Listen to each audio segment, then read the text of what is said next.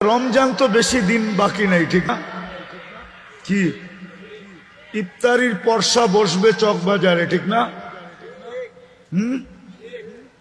Item যদি গণা শুরু করেন চকবাজার ঘুরা, তাহলে মনে হয় না একদিনে আপনার যথেষ্ট হবে। শুধু আইটেম গনতে কয়েকদিন লাগবে, ঠিক না? বড় বাপের পোলা খায়, ছোট বাপের পোলা খায়, সব মিলায় জিলায় যদি গণা শুরু করেন, তাহলে এক চকবাজারে পাইবেন আপনি কয়েকশো আইটেম। তো মুসলমানের চেয়ে আইটেম বেশি কেউ খায় না। মুসলমানের চেয়ে ফ্যাশন দুনিয়াতে কেউ বেশি করে না। বাংলা এইখানে যতজন যুবক দাঁড়ানো আছে, সবার চুলের স্টাইল ভিন্ন। সে নিজের ইচ্ছা মতো নেটের থেকে ডিজাইন দেখে আবার স্ক্রিনশট দেয়। 50 টাকার চুল খুশি খুশি 1000 টাকা দিয়ে কাটায় আসে। কি ঈদের সময় 1000 টাকা দিয়ে কাটায় না? না কাটায় না। এখনই তো 300 টাকার নিচে কাটবে না।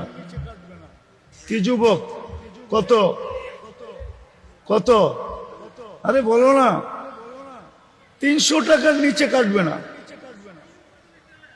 আপনি দুনিয়া ঘুরে দেখেন, এরকম চুলের স্টাইল কোথায় পাবেন?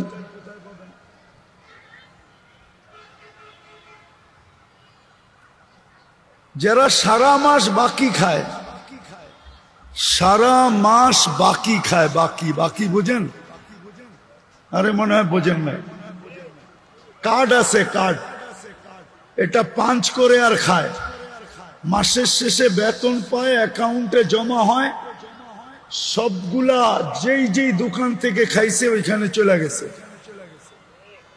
তো যারা সারা মাস বাকি খায়, ও এত ফ্যাশনেবল চুল কাটবে কোত্থেকে? এরা বলবে হুজুর আপনি তো জানেন না, বাংলাদেশি হুজুর কি জানেন, ঠিক না? তুমি আমারে চিনো না, এর লেগে এটা বলবা যে আপনি তো বাংলাদেশি হুজুর, কি বোঝেন, ঠিক না? আমি তো পুরো দুনিয়া ঘুরে বলতেছি। 7 মহাদেশ তো ঘুরা শেষ, অপেক্ষায় আছি 8ম নম্বর মহাদেশ কবে হবে।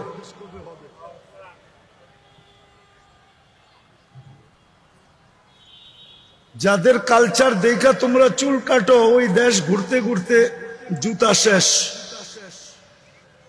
এখন চিন্তা করতেছি কোম্পানিকে বলার জন্য যে একটা জুতার সোল বানানো যায় কিনা, যে হাঁটলে যেন ক্ষয় না হয়।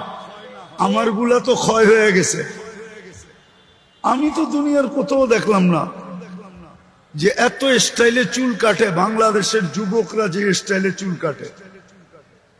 যাক, আমার বোঝানোর উদ্দেশ্য যেটা ছিল যে সর্বদিক দিয়ে যখন আমরা এত আগে, অর্থের দিক দিয়া মুসলমান 70% অর্থ মুসলমানদের কাছে।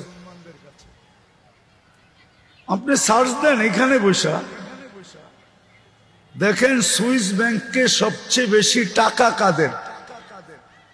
তো সুইস ব্যাংক আপনাকে জবাব দিবে যে 90% বেশি টাকা হলো মুসলমানদের। বাংলাদেশে নাকি পেপারে পড়ছিলাম একজনের জুতা আছে 20 লাখ টাকা দাম। কত কত?